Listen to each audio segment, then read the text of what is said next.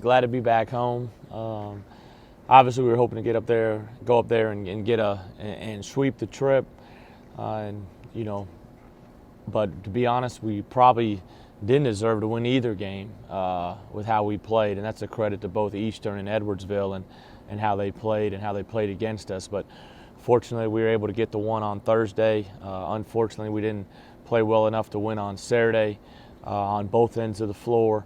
But now we're back home, and conference play is about winning the next game. And so we were off Sunday, practiced yesterday, tried to get ourselves better, and then now we'll start to get a little bit more focused on the Tennessee Tech the next 2 days. A big week because it's the next week in conference play and their home games, 2 home games. So hopefully we'll have a great turnout, a lot of energy in here Thursday night. You talked about being exposed against SIU Edwardsville defensively. When you watched the film, what specifically did they do? We just struggled guarding the post. I thought they got the ball inside and really hurt us inside. I just thought we played dead behind. I think it was more so an effort and a focus than it was not being able to get it done. We just played dead behind in the post, and they threw it in there. They drove our bigs. We didn't do a good job containing the basketball, and then at times we lost guys, guards. There's a big possession. We're supposed to switch. We didn't. We switched for a second, and we left the ball and their best shooter, and they go from 2 to 5 with about a minute and a half to go. That was a huge play. Didn't guard the basketball extremely well. If you give up 50% from the field, you didn't do much well on the defensive end. But we got back in the game and got the lead in the first half because we only gave up 9 points the last 10 minutes of the first half. We got up 6 in the second half. We have a chance to go up 6, and TJ misses a layup. We have the ball again up 2, the chance to go up 4, and Cam, instead of hitting TJ on the wing to lay it in, he throws it behind him to Jarvis to make the super play, and the ball gets knocked out of bounds. We don't score on that possession, and those are meaningful points, especially when TJ and Cam go 4 for 24 from the field. A lot of concentration's always been on defense, but any trouble with shot selection? Are you going to be looking at that a little bit? Yeah, I talked to the guys about shot selection. I think we're really good when we're driving the ball and making the extra pass and getting to the free throw line. I think we're really good. Now, we got guys that can make shots, but I thought in both games, and that's all we preached really going to the Eastern Illinois game, is you're going to get good looks from 3 early. I said we need to be able to turn that down and drive the ball and get to the paint. And you can see there was a total difference in the second half from the first half on how we played offensively, getting to the paint, getting to the free throw line, going inside out for 3. And that opened some things up, but just being able to put pressure on the basket was so big for us. I don't think when we did that in Edwardsville, we got baskets. They're one of the top teams in the country, defensive field goal percentage from 3, but low in the defensive field goal percentage inside the 3. And if you look at all our offensive clips, good offense, it's when we're driving the ball, we're getting layups and getting things around the rim. And we didn't do enough of that. I thought we settled for 3s instead of shot faking and driving guys, and didn't get the free throw line enough up there. Have you noticed the opposing defenses focus on Cam a lot more? Yeah, they're playing a little bit like they've done Isaiah in the past, really packing the paint. So you're going to get some opportunities from the 3. And we got to make some. We got to make some, but we got to take good ones. Sapp was 1 for 10 at Edwardsville. We can't have, you can't have Cam and him go 4 for 24. Sapp go for 5 from the 3. Moss 1 for 5. Those guys got to make some. We missed some wide open shots too, and that's going to happen. Because if you hold somebody to 60, 65 points, if you play well offensively, you're probably going to win the game. You talked about some of the post issues. Talk about Zay. He's played a little bit. He had that one good stretch. I thought he made a huge difference in Eastern Illinois, and I probably maybe should have played him a little bit more in the second half. While Jarvis was struggling, because Jarvis struggled a little bit on both ends of the floor. I think he just got a little bit frustrated, a little flustered. And they can't let their offensive game. That's the biggest thing. I just met with Cam. Don't let your offense game dictate your defense, and I think we did that a lot. But Zay's showed that he can help us in spurts. I thought his couple-minute stretch against Eastern Illinois was a turning point in the game. And, there's some things I should have probably done better in the second half at Edwardsville, and I told our guys that. Whether it was trinkle a possession or 2 a zone in, I wouldn't have played it a lot, but just here maybe 1 or 2 possessions, and then, maybe subbed a little different. But I believe in those guys. I trust in those guys, and they'll be better this week. But he's such a big body, 6'8", still got that baby fat still going. I mean, he really could help. Yeah, I think so. I don't know for how many minutes, but I think that when we're struggling up front, the thing is, it's hard to play him and Farrell together. It's sometimes hard to play two bigs together. It's just so much based on who the other team's playing, unless you're just going to be a dominant offensive player for us too. Zay's role is defend and rebound. For us, that's the best thing he does. But if he gives the energy and the effort that he played with at Eastern Illinois, then he'll be great for a couple minutes here, a couple minutes there. And he was terrific. And the time, though, I did put him in the first half against Edwardsville, they threw it in there against him, once or twice. And, we weren't very good in the post. Jonathan Farrell had a good weekend. Jonathan Farrell had a good weekend. He gets a lot of some tough calls that when you go back and look on the tape, they're probably not fouls. And I think some of the size dictates that, and people really need to, understand that he's playing the right way. It's just his size. It sometimes can be deceiving. What do you tell Jonathan? Well, I think he's grown up. People don't realize, and that's what I sat back today when I was talking with Cam, is, those guys weren't even in fall workouts. And I've talked that before. Those guys weren't even in fall workouts. So with Farrell's body, it took him a while to get going. And this weekend, I thought he played well. But the first foul that he got up there at Edwardsville, it just wasn't a foul. I mean, he just didn't touch the guy, and he kicked the ball out of bounds, so it should have been Edwardsville ball. But he get into some cheap fouls, but then he does have some bad fouls where he'll push a guy in the back, and it's a blatant, the correct call by the ref.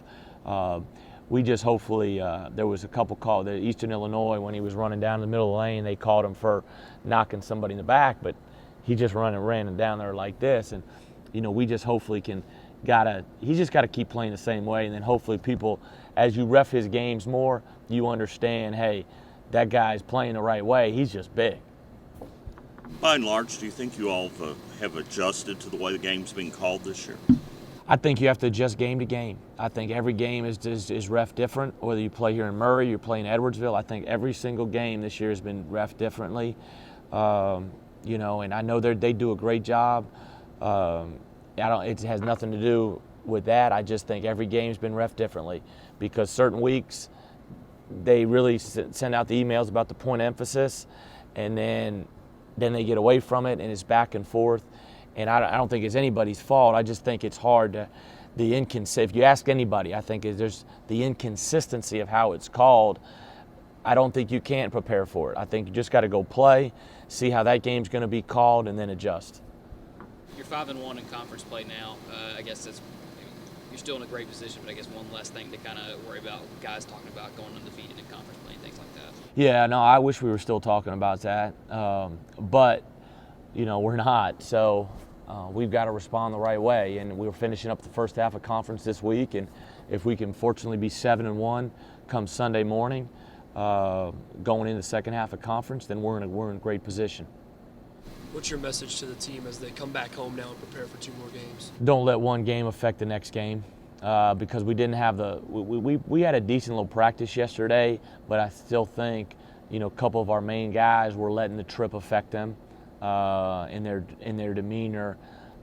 They still went hard, they still practiced well, but just weren't totally over it. And you got to move on. I mean, we're 5-1. We'd probably all be happy with 5-1 if you told us at the beginning of the season. But when you're 5-0 and you lose a game where you don't play extremely well, but credit Edwardsville. Lennox does a good job. They've beaten Eastern, P, and us up there 3 in a row. So they're doing something right. So credit them. You're always going to have, everybody's always going to say, hey, we didn't play as good as we can when we lose. But credit them. But we've got to move past that. Now we got to get ready for Tech, because Tech is a difficult team to prepare for, more so on the offensive side, on our offensive side, because they're changing defenses. Are you surprised by how well Tech has played so far? No, Steve does a great job. Tech's, since I've been in the league, when I first got in the league, it was, us, Tech, P, those were the heavyweights. And so for Tech to ever be good is never a surprise. I think they do a good job over there. Sam Marippis is playing really well right now. They brought in a couple junior college players who's added a boost. And they play extremely hard on the defensive end, so that's going to give them a chance every night. Do you expect to see more zone because of how effective it was Saturday? Yeah, the zone was, if people want to play a zone, that's fine. We'll adjust. We'll make shots. We'll get the ball into the high post, short corner area where we need to.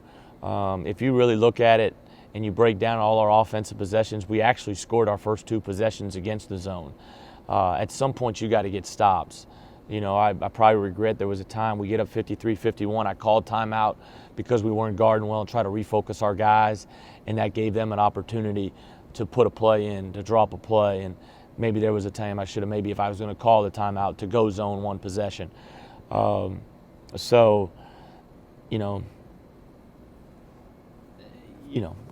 really. Coach, you talked about that you felt like you were kind of lucky to come away with that win at EIU, considering how the game went.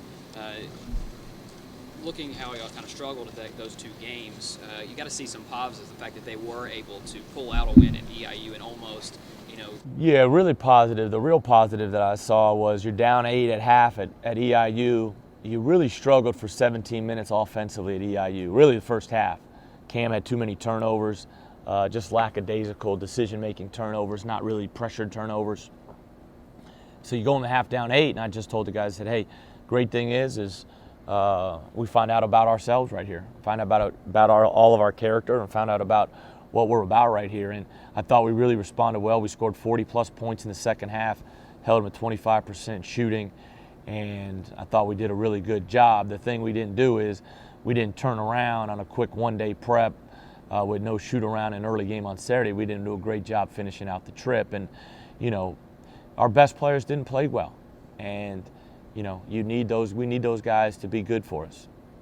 Talk about how it's a nice problem to have that you can bring Zay along a little slowly because of John and the way he's playing. Yeah, it's good. It's good. It's just each game is so different. Where are we going to have to play 4 guards? Are we better matched up with 4 guards? Are we better playing the big lineup? But Jonathan's been really good over this last week. I thought he was really good. He's played well, even the last couple home games. He's getting better. And I'm looking forward to seeing how good he can become. And finish off, I forgot actually about the zone, but the zone, our guys will be good. We'll spend a lot more time on it this week. We need to. We probably hadn't spent enough time on it in some 5-on-0 settings, but we'll do a better job. But if you really broke down the zone, TJ misses 2 blank threes. Jeff misses a blank 3. Cam gets into the paint, misses a 5-foot pull-up. Farrell gets a post-up, misses 2 free throws. So we had some opportunities, but you do have to make shots.